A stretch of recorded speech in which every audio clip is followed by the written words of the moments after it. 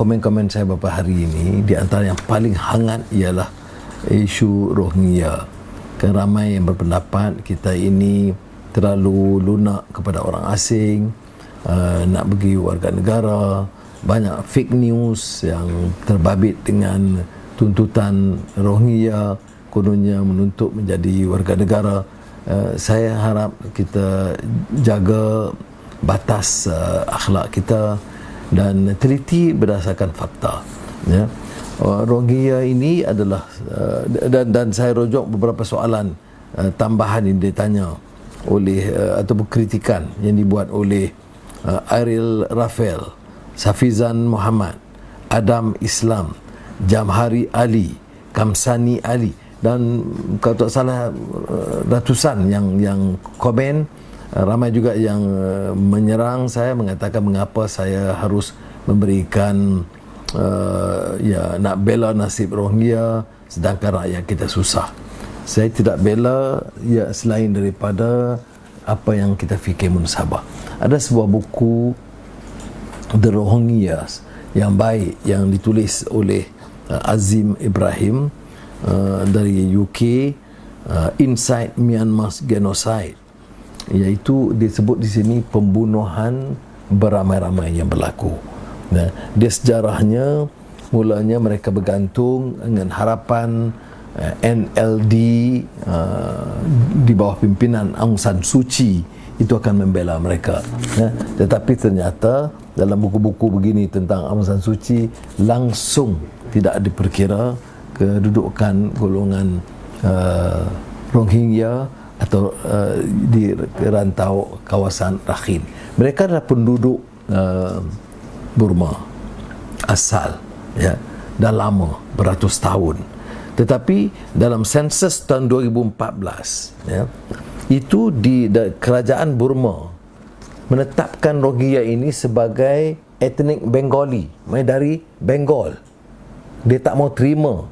Bila tak iktiraf mereka itu sebagai Rohingya, anak tempatan, pilihan raya 2015 pun dia tak boleh mengundi. Kemudian mulalah tekanan-tekanan. Tentunya bila begitu mereka mula mengkritik dan membantah. Bila membantah, mereka itu diserang, perkampungan mereka dibakar, wanita dirogol, anak-anak dipenjarakan, dan ramai yang terbunuh. Itu yang menyebabkan mereka lari keluar. Saudara, ada kezaliman, penindasan ke atas sebahagian besar umat Islam di Myanmar yang menyebabkan mereka terpaksa lari keluar. Jangan hina mereka, jangan dera mereka lagi, ya. Bukan kita pilih, bukan kita mengajak mereka, ya. Saya setuju. Sebab itu daripada awal kita mengkritik kerajaan dulu, ya. Saya ingat lagi sebagai pembangkang, kerana tidak bantah dengan keras tentang kezaliman ini dan minta ASEAN berdiri. Dia ASEAN nampak membeku, diam. Masa Aung San Suu Kyi dulu pun, ya, yang ASEAN sebut hanya constructive criticism. Kita secara kritik, secara konstruktif. Akhirnya bila Eropah, Amerika bantah, barulah kita turut bantah. Ini jiran tetangga kita menzalimi sebahagian pada penduduk, dan kita katakan kita tidak harus campur tangan dalam isu dalam negara. Jadi sekarang ini rakyat kita marah kerana ada yang susah. Tetapi ini bermakna kita harus ada tindakan. Kita ingat dulu ini jadi isu politik. Masa Pakatan Harapan Pemerintah, UMNO dan PAS adakan perhimpunan besar nak bantu Rohingya. Ada yang nak bagi kerakyatan sementara kepada masyarakat Rohingya atas nama Islam, atas nama jihad. Ini masih buka mata dunia. Kita tuntut itu, bukan main hebat. Sekarang kita bincang, tak boleh, kerana ini orang-orang pelarian yang tak patut diberikan hak. Saya nak beritahu, tak timbul soal jadi hak warga negara. Orang yang pelarian, jangan tenggelamkan kapal mereka. Ataupun janganlah sampai mereka terpaksa lari sampai terbunuh, mati kelaparan atau mati tenggelam. Kita harus beri perlindungan dalam batasnya, sementara beri bantahan yang kuat kepada kerajaan Myanmar bagaimana boleh mengusir rakyat mereka.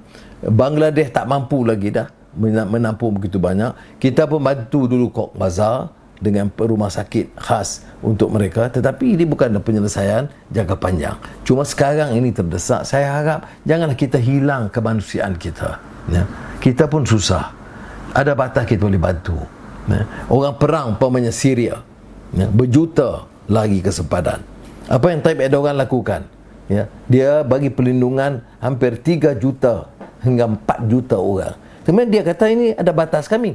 Dia marah. Ini bukan saja Syria, Assad yang menindas, dia juga tegur Eropah yang tidak bantu dan tidak terima pelarian itu. Jadi kita boleh lakukan dengan cara yang sedemikian. Tak boleh kita umpamanya usir mereka sehingga mereka mati tenggelam ataupun mati kelaparan. Kita juga ingat dulu, ya, ini digunakan untuk politik juga.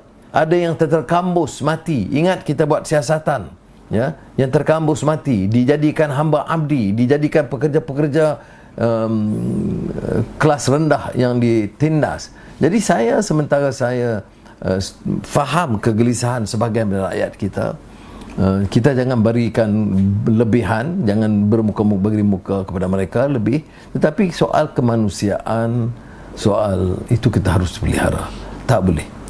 Kalau kita hidup sengsara ditindas di negara sendiri oleh satu pemerintahan tentera junta yang zalim, maka kita harus berikan pertimbangan kemanusiaan. Aung San Suu Kyi yang dianggap hero besar itu, bila dia jadi pemimpin, dia juga khianati amanah itu. Dan sekarang bila ditanya, saya ingat lagi dia pernah ditanya di satu perhimpunan dunia, dia jawab, dia tak mampu jawab selain dia menyatakan bahawa mereka ini bukan penduduk negara kami, mereka ini hanya Bengali, dan status dia pun tak mau diterima sebagai hak. Sampai begitu di negara sendiri. Jadi saya harap saudara fahamlah, ya, janganlah anggap saya ini terlalu simpati kepada orang asing. Tapi jangan pula daling sama dengan penjenayah, penindas, zalim di Burma. Anggap mereka ini semuanya pengganas, semuanya orang yang seperti hamba abdi, boleh dirogol anak mereka, boleh dibunuh dan boleh dibakar kampung mereka.